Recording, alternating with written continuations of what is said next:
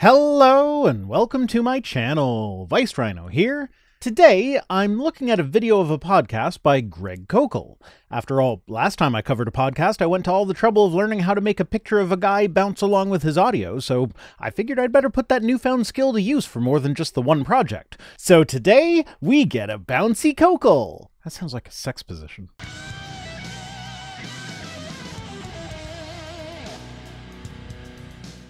Is free will, is it reasonable or fair if God knows that somebody's going to be in a circumstance that those circumstances will not incline them towards the gospel? I'm curious how Greg is going to reconcile this, but no, it is not fair for God to put people into situations that he knows will result in them either not knowing or not accepting the gospel, and then to punish them for all eternity for being in the circumstances that he put them in. And let's be real here. This is a problem that is a direct result of all of the properties that Christians typically assign to God. He is all-knowing, he's all-powerful, and he is the creator of all things. If all of these are simultaneously true, then God is directly responsible for everything that happens. Everything, even your individual choices, thereby negating any claim to free will. This is because that God knew, before creating anything, what all of the downstream consequences of his creative actions would be. He knew what choice someone with your genetics and your experiences in your situation would make before he made your genetics in a situation that would provide you with your experiences leading up to that particular situation. So every creative action that God performs will cause all of the downstream consequences of that action, and God, being omniscient, knows all of these downstream consequences, and so by choosing to perform that particular creative action in that particular way, he is therefore choosing those particular downstream consequences. So if you want free will to be a thing, then God needs to have limits.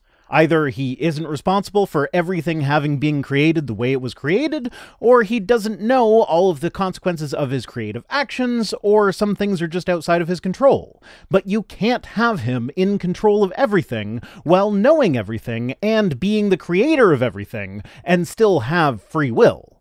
So, given the attributes that Christians assign to God, every person who ends up in hell is there because God decided that that is where he wanted them to go. Is it fair for them? No.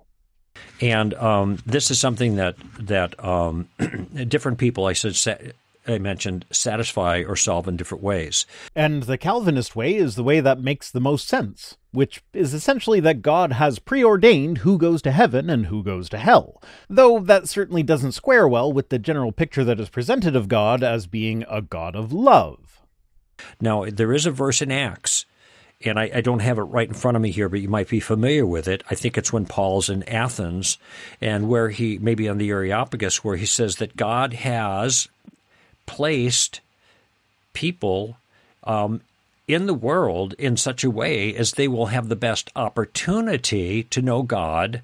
Acts 17 is what I think he's talking about here. That's where Paul gets up and mentions that in Athens he saw an altar dedicated to an unknown god, which Paul then goes on to claim is the Christian God. Specifically, I think he's referring to verses 26 and 27. And he made from one man every nation of mankind to live on all the face of the earth, having determined allotted periods and the boundaries of their dwelling place, that they should seek God and perhaps feel their way toward him and find him. Yet he is actually not far from each one of us.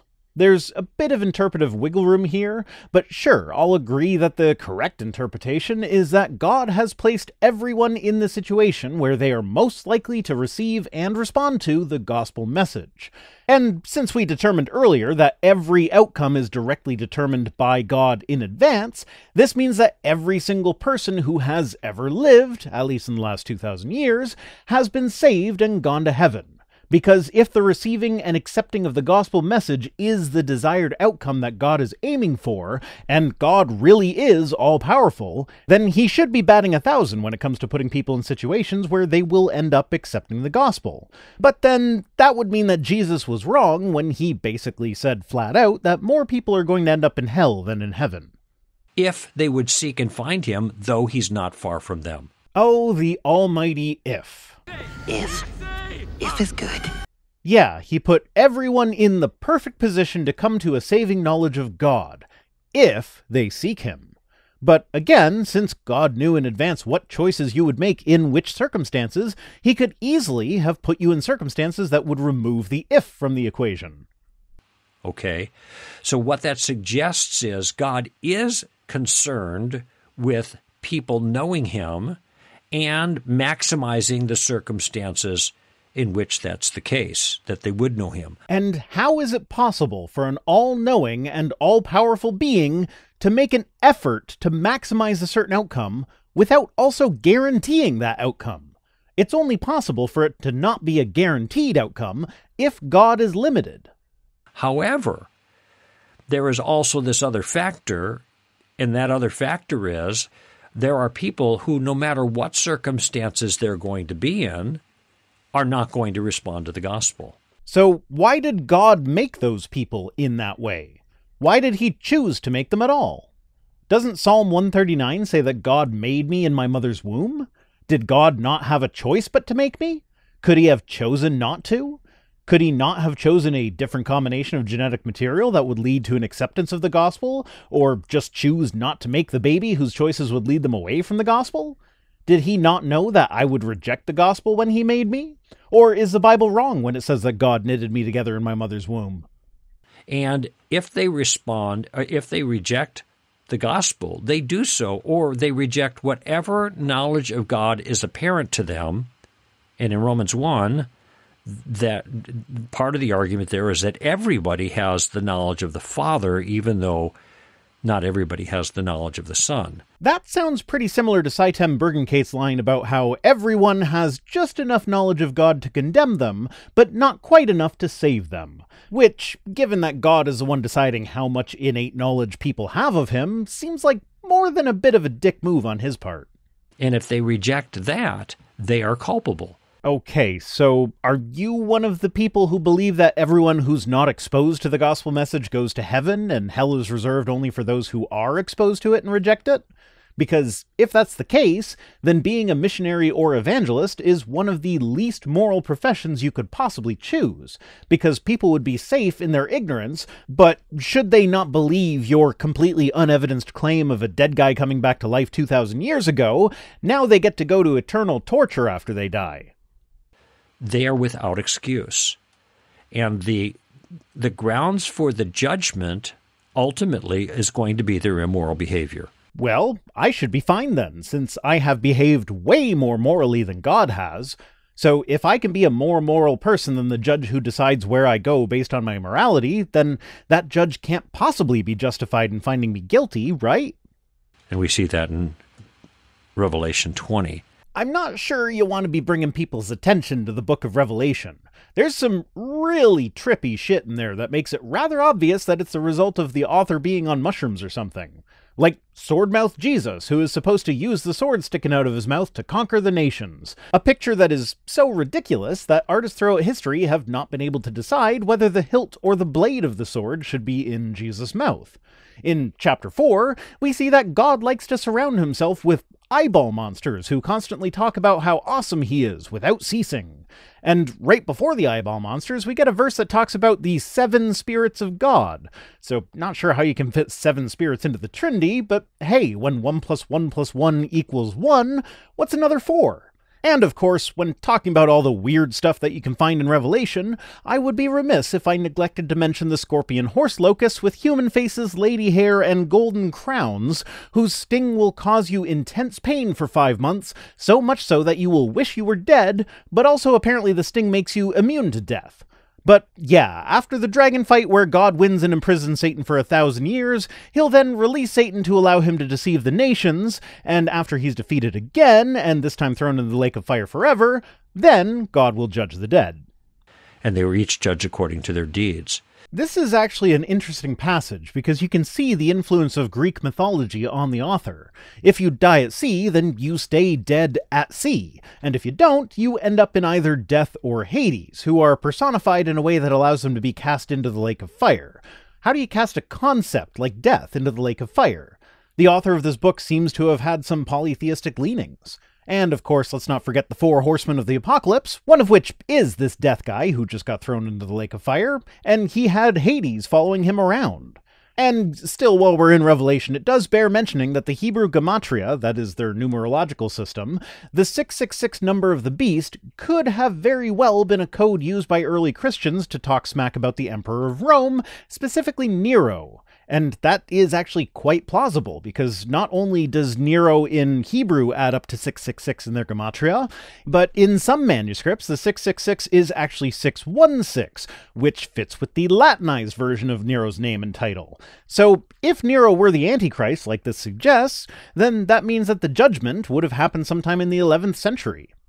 So I guess to sum up real quickly here, and then you can come back at me in the last couple of minutes, is that God is concerned. How can God be concerned?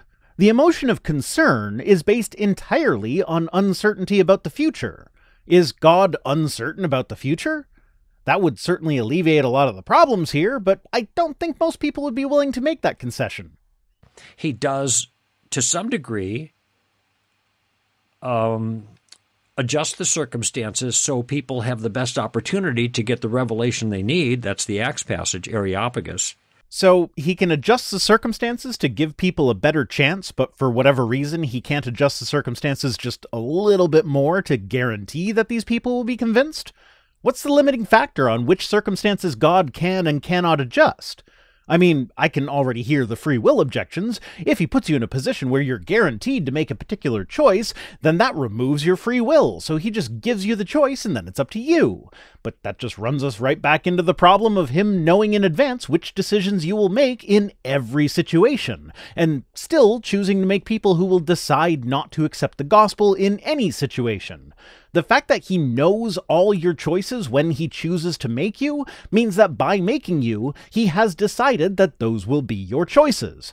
Even if you can somehow wrap your brain around that scenario being compatible with free will, God has still decided that those are the choices that will be made, and so every time he makes a person, he is choosing to make someone who either will or will not freely accept the gospel message.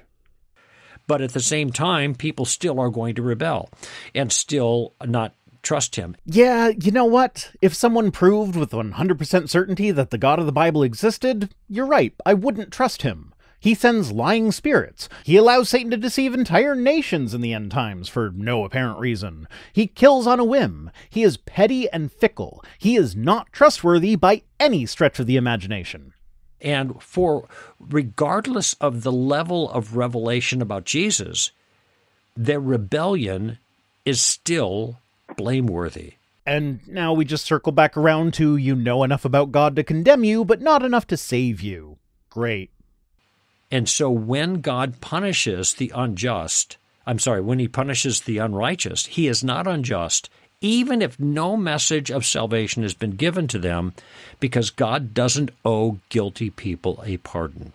Ugh, so God makes you guilty from birth, and might choose to never reveal the gospel message to you at any point in your life, and will still send you to hell to be tortured for an eternity for the crime of not believing the message that you never heard, and that's morally okay with you because God doesn't owe you forgiveness for being the way that he made you? Yeah, this God guy sounds like more than a bit of a jerk. That's it for this one. Today's comment of the day comes to us from Mr. Sensible Time-Wasting Arrogant Tosser, who says, "Never heard of Pure Licks. Thanks for the heads up. Now they have another subscriber." Couple things here. First, Pure Licks sounds like a porn site involving lesbian sex parodies of various Pure Flix movies, and I would absolutely throw my money at any company that started doing that. That sounds amazing. Second, I know you meant Pure Flix, and are trying to get me riled up at the idea that I sent business to a Christian organization. But considering the number of ads that they've purchased on my channel, I can pretty much guarantee that I have gotten more money out of them than they have out of me. So go ahead and enjoy the Too Bland for the Hallmark Channel offerings that can be found on Pure Flix. Thanks for watching. Special thanks as always to my patrons, Mark McManus, Mark Hetcham, Clench Eastwood, Lynn Dobbs, What Jesus, and all the rest, who are the predetermined choices that contradict the free will that is my channel. If you'd like to be completely controlled by God, but also somehow not God's fault, you can join us on Patreon for as little as $1 per week over at patreon.com/ViceRhino. If you feel so inclined, you can also support the channel through direct donation or my Amazon wishlist, which are linked in the description. If you'd like to listen to my videos in podcast form or listen to my podcast with with my daughter. The links for those are also in the description, as well as links to my social media accounts and my P.O. Box address. See you next time!